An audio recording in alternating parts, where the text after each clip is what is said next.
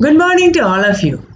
Welcome back to our session on data mining and data warehousing. That is a part of intelligent data mining.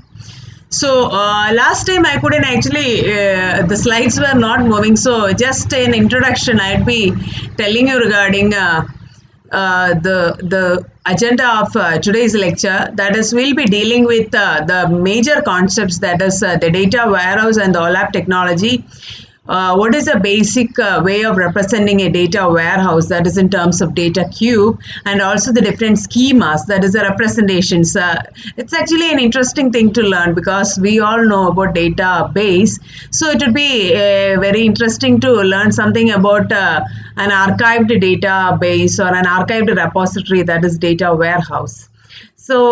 Today's lecture will be covering, last lecture we have seen the introduction of data warehouse. That is the four important key terms. That is, the data warehouse is a subject-oriented, non-volatile, time variant, and also an integrated data warehouse that will be using for an efficient decision making. Today what we'll be dealing is, we'll be dealing with a multi-dimensional data model, that is data cubes. I'll be introducing to you what is actually a data cube and also the different design schemas associated with that, and also concept hierarchy. You must have got some idea about concept hierarchy, but in today's lecture we'll be discussing a bit more detail to that particular concept hierarchy, and also the OLAP operations.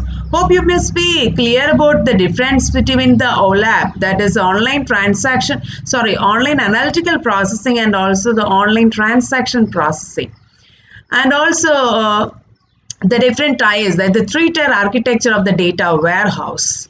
So how that data warehouse is constructed. So how can we design and construct a data warehouse? How can we implement that? And the different types of the servers, that is the OLAP servers. We'll be dealing with all these things in the today's lecture, and this will be actually the whole content for the module 2. So this all the acknowledgements and the references have been taken from this particular textbook.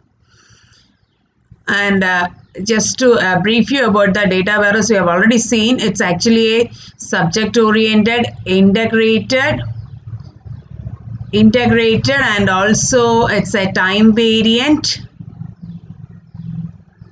It's a non-volatile, it's a permanent one, non-volatile database, which helps in the support of the efficient decision making and also in the prediction. So we have also seen the different characteristics of the data warehouse and the database, that is DBMS. That is one is the DBMS will be a query driven approach, and also the data warehouse will be an update driven approach. And here we have already also seen regarding the difference between the OLTP, which is actually an operational data store or an operational database systems, whereas data warehouses especially, or it is specialized for analytical processing. It is specialized for the analytical processing. And also we have seen the difference between these things in the last class.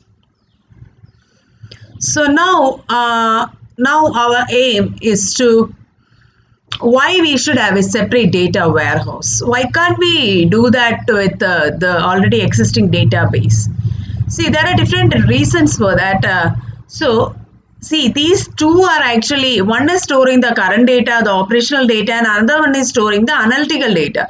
Both is having their own significance and relevance, and we need high performance for high performance computing and high performance for both the systems.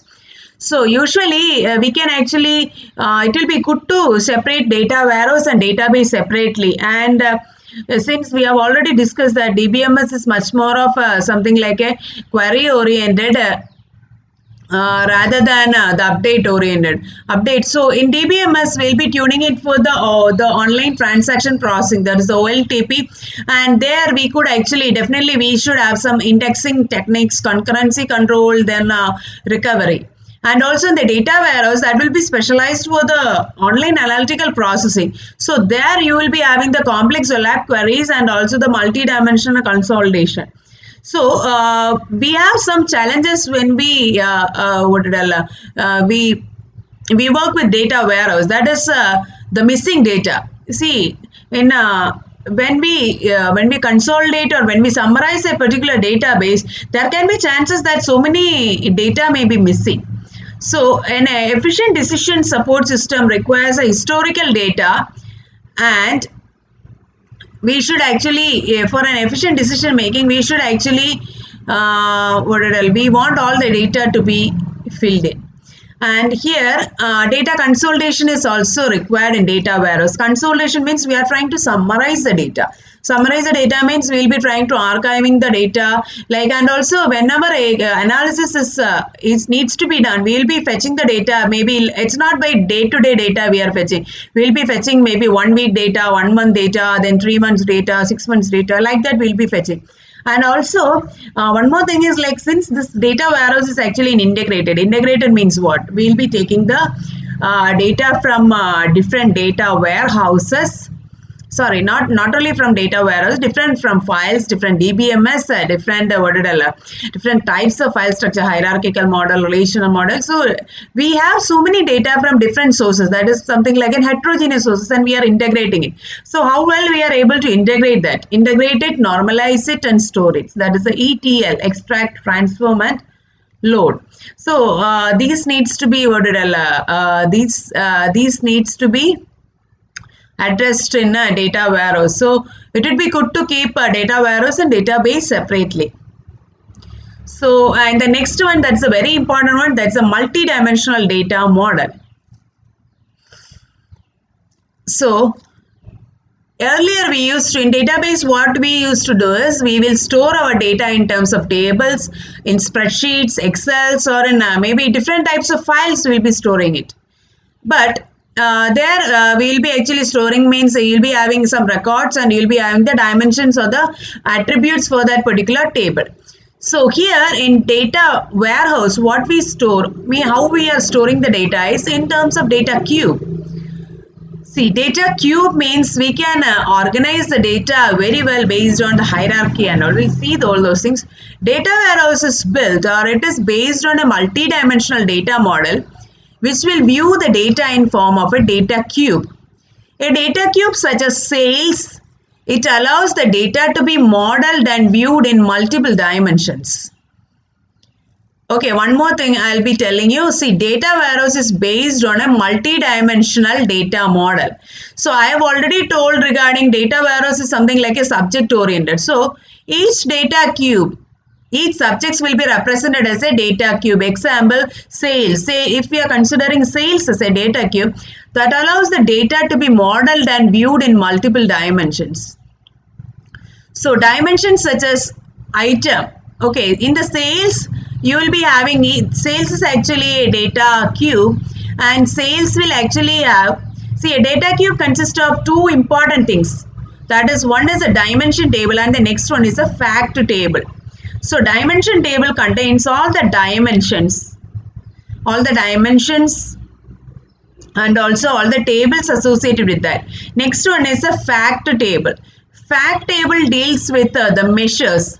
See, all the dimensions will be categorical in nature, like not categorical. See, all the dimensions will be like at some value will be there, like item, time, and so many things it will be there. Okay, that will be a table structure. In fact table, what we'll be storing is, we'll be storing some computational numerical values, that is some measures, something like items sold, for how many rupees or how many dollars that particular product has been sold.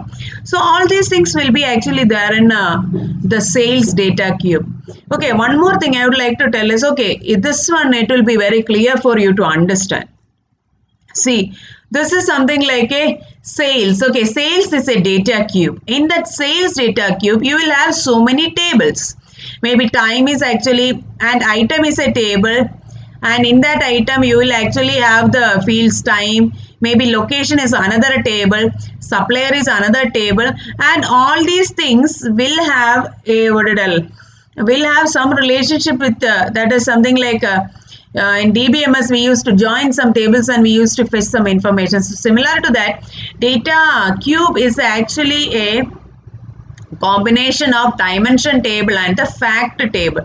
Dimension table consisting of the different dimensions or the different attributes which is present in the data cube or the different tables. Okay, and the measures or the fact table consisting of the measures of that particular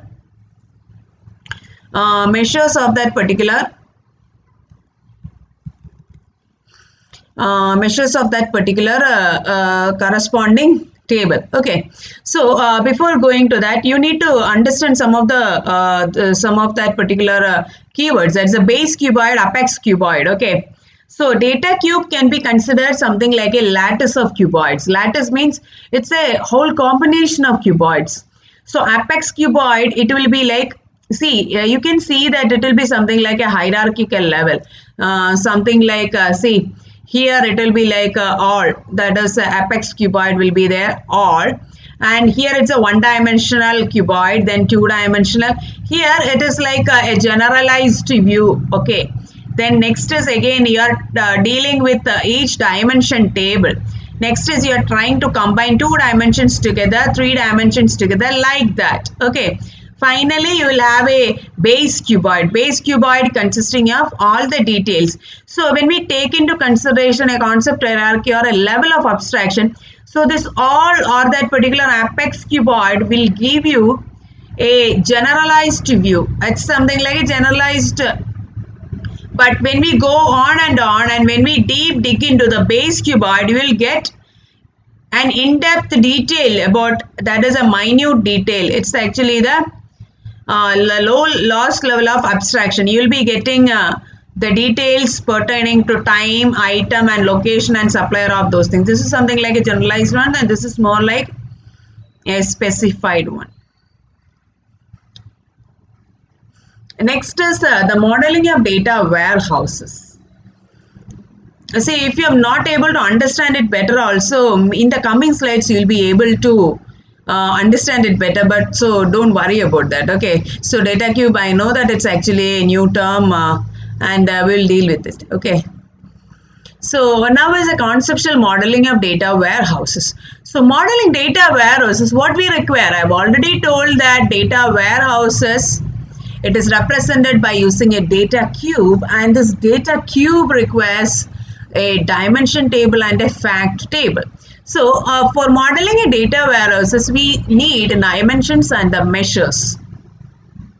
So here we have 3 important schema. First one is a star schema, second one is a snowflake schema, and the third one is a fact constellation schema. This is similar to drawing an ER diagram or an entity relationship diagram in a database. So here when we take into consideration the data warehouse, what we do is you have a star schema. So this schemas differ based on the number of the dimension table and also the fact tables. So first let me show you some example. That will be, I think it will be easy for you to understand it. See, this is an example of star schema. Suppose that sales is a data cube. Okay, so you are trying to generate a star schema for this particular data cube sales.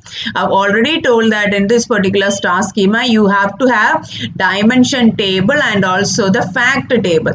See, the dimension table will help you understand the dimensions. Okay, that is, everything is actually put in terms of table. So time is actually a table, branch is another table, then this item is another table, and the location is another table. So all these 4 things are actually the dimension tables. Okay, so suppose if we are taking into consideration this particular sales data cube, time, item, location and branch are the dimensions, and this particular fact table will actually, it will be the central concept in a particular schema. First you need to draw the fact table, that is a fact table, and then the dimensions associated with that particular table. So you can see that in this particular fact table you have like a time key is there, item key, then branch key, location key. So all these are something like you can tell it as an identifier which will actually point to that particular dimension tables. that is something like a primary key. Okay, so this will be actually, this time key will be directly what it is, representing or pointing to this particular dimension table. This item key will be pointing towards this dimension table. Branch key will be what it will be projecting, or it will be pointing towards the branch dimension table, and also the location. And you can see that this key, so these key fields in the fact table represent the dimensions, represent the dimension table associated with this particular data cube sales. And also the last three things that is given in the pink color, the units sold, the dollar sold, and also the average sales. So this comprises of the measures. It means that how many number of pieces were sold, and how many, for how much amount, how much dollars it has been sold, and the average sales that has actually happened. So all these things comprises of the measures. So fact table will be having the key to the dimension table and also the measures associated. So hope you have got some idea about this particular star schema. Now we can, the fact table in the middle is connected to a set of dimension tables. So that is the star schema. Next one is a snowflake schema. Snowflake schema is a refinement of star schema where some dimensional hierarchy is normalized into a set of smaller dimension. That is the dimension table you will be having. So that dimension table will contain huge amount of information. So you can normalize that particular dimension table to another something like a sub-dimension table. You can tell it something like a, already one dimension table will be there. So from that dimension table, another sub-dimension table will be there, and that will form something like a similar shape of a snowflakes. That's why the name came. That is so this is the example of the snowflake schema. This is similar to star schema, except that here you can see that in this particular item, you have the supplier keys there. So again the supplier is divided into, again this particular the dimension in that, the field in that item dimension table is again divided into another dimension, sub-dimension, that is supplier, which consists of supplier key and supplier type. So again the location will be, again it is divided into city and then city key, then city, state or province and country. So subdividing a dimension table into further sub-dimensions, so that will make a snowflake schema. Rest everything is actually same. So what will actually happen to the fact constellation schema then? In fact constellation schema, you will have more than one fact table. See, there may be some cases when we need to actually use more than one data cubes for doing that analysis. Example, see, if you are actually purchasing some product from the Amazon, see, the product purchase, everything is actually a different one. If it's actually a different module, and the bill payment will be another module, and bill payment will be another module, and again the shipping will be another module. So if we are actually purchasing a product from Amazon or Flipkart, you can consider, if you are trying to make a schema, and if you are going for a fact constellation schema, definitely you have to show like 3 fact tables. One will be definitely one will be like the product purchase. Second one is a bill payment, and the third one is a shipping. So here example of the fact constellation. Just we'll go to the definition of that. So fact constellation is a multiple fact tables share the dimension table. So see, these fact tables will share the dimension table. I have already told that different fact tables will be there, but see, some of the fact tables need to share that, because the dimension table will be similar only. See, for shipping and for product purchase, the address and the details of the customer will be same only. So definitely we need to use that particular information rather than storing it as a separate entity. So this will be something like a galaxy schema. So many fact constellations will be there. Why it is called constellation? It is actually it's a collection of galaxy. So it's a collection of stars. Okay. So this is the here also you can see that Here you have two important this one, that is a fact table. It's a sales fact table and also the shipping fact table. Two important fact tables are there, but again see, you can see that the item is actually shared, that is shared dimension, and also location is shared, and also for shipping purposes that is also getting shared. So you can see that this is an efficient way of drawing this one. If it is a if the schema which we want to draw, it will be of a it's a higher dimension problem, or it's a, if it contains so many entities for analysis purposes, definitely you can go for fact constellation schema. So till now we were actually discussing regarding the different the schemas of schemas or design of for the the schemas for doing this data warehouse. And now how can we represent that? How can we represent that in the query language? That is very important. So that we will actually deal it in the next session. Thank you.